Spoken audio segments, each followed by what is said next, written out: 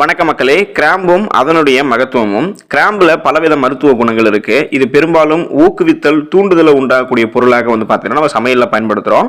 பல வலிகளை போக்குவதோட வயிற்று பொருமல், குதவழி காற்றோட்டம் போன்றவற்றெல்லாம் பார்த்தீங்கன்னா இது நீக்கிறதுக்கான மிகச்சிறந்த வலி நிவாரணியாக இந்த கிராம்பு இருக்கு. ஸோ இப்படிப்பட்ட கிராம்பை நீங்கள் உணவில் சேர்த்துக்கிறதால என்னென்ன மகத்துவங்கள் கிடைத்து எந்தெந்த நோய்களை குணப்படுத்தலாம், கிராம்போடைய மகத்துவங்கள் என்ன, வாங்க உங்களுக்கு நான் விரிவாக சொல்கிறேன்.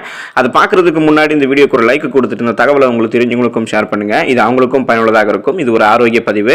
இது போன்ற அப்டேட்ஸ்களுக்கு நீங்க இன்னும் நம்மளுடைய ஹெல்த் நியூஸ் தமிழ் சேனலை சப்ஸ்கிரைப் பண்ணாம இருக்கீங்கன்னா உடனே சப்ஸ்கிரைப் பண்ணிக்கோங்க. பக்கத்தில் இருக்கக்கூடிய பெல் பட்டனை கிளிக் பண்ணி ஆல் அப்படின்ற ஆப்ஷன் மறக்காம செட் பண்ணி வச்சுக்கிட்டீங்கன்னா நான் போடக்கூடிய எல்லா அப்டேட்ஸும் உங்களுக்கு நோட்டிபிகேஷனோட அடிக்கடி சேரும்.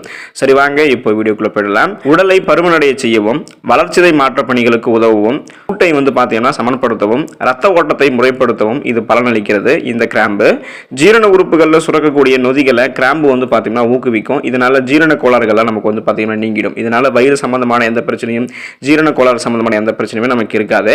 கிராம்பு பொடியை வறுத்து 1/2 கிராம் தேனில் நீங்க குழச்சி அதை சாப்பிட்டீங்க அப்படின்னா உங்களுக்கு வாந்தி ஏற்படக்கூடிய ஒன்று தான் அந்த வாந்தி நின்று போயிடும். கிராம்புல இருக்கக்கூடிய விரைக்க பண்ணக்கூடிய ஒரு பொருள் வயிற்றில் இருக்கக்கூடிய உறுப்புகளை பார்த்தீங்கன்னா விரைப்படைய செய்து வாந்தியை தடுத்துரும். ஸோ இதுதான் பார்த்தீங்கன்னா காரணம். 4 கிராம் கிராம்பை நீங்க 3 லிட்டர் தண்ணீரில் போட்டு அரை பங்காக சுண்டும் அளவுக்கு பார்த்தீங்கன்னா அதை நீங்க கொதிக்க வச்சு அதை நீங்க பருகினீங்க அப்படின்னா உங்களுக்கு இருக்கக்கூடிய காலரா நோய் குணமடையும் அப்படின்னு மருத்துவர்கள் புதிய ஆய்வுகள் கண்டுபிடிச்சிருக்காங்க. சிறிது சமையல் உப்போட நீங்க கிராம்பை சப்பி சாப்பிட்டீங்க அப்படின்னா தொண்டை எரிச்சல், கரகரப்பு நீங்கி தொண்டை உங்களுக்கு சரியாகும். தொண்டை அடைப்பால ஏற்படக்கூடிய எரிச்சலை தவிர்க்க சுட்ட கிராம்பை பார்த்தீங்கன்னா மிகச்சிறந்ததாகவும் இருக்கும்.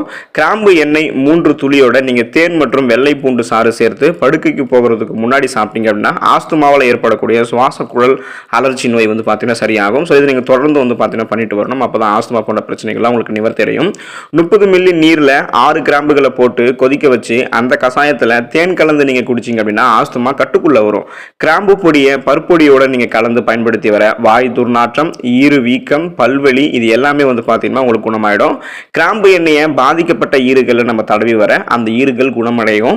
3 to 5 துளி நல்லெண்ணெயில ஒரு கிராம்பை சூடு காட்டி அந்த எண்ணெயை வலியில் இருக்கக்கூடிய காதுகளில், காது வலி உங்களுக்கு இருந்துச்சுன்னா அதில் நீங்க விட்டுட்டீங்க அப்படின்னா காது வலி நீங்கி உங்களுக்கு சுகம் கிடைக்கும்.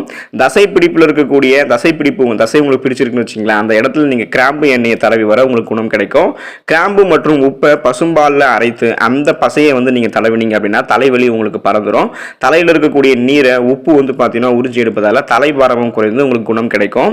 கண் இமைகள்ல ஏற்படக்கூடிய அலர்ச்சியை போக்க கிராம்பை நீர்ல உரசி அந்த நீரை நீங்க பயன்படுத்தினா உங்களுக்கு குணம் கிடைக்கும். சமையலுக்கும் கறிகளுக்கு பார்த்தீங்கன்னா சுவையூட்டுறதுக்கும் கறி மசாலா வகைகளை தயாரிக்கிறதுக்கும் இந்த கிராம்பு ரொம்ப ரொம்ப முக்கியம். வாசனை தயாரிப்பிலும் சோப்பு தயாரிப்பிலும் கூட பார்த்தீங்கன்னா இது பயன்படுத்தப்படுகிறது. ஸோ இது போன்ற நிறைய நன்மைகள் அளிக்கக்கூடிய இந்த கிராம்பை நீங்க உங்களுடைய உணவுல சேர்த்து சாப்பிட்டு இதுல இருக்கக்கூடிய நன்மைகளை பெற்று ஆரோக்கியமாக இருங்க. நன்றி மக்களே.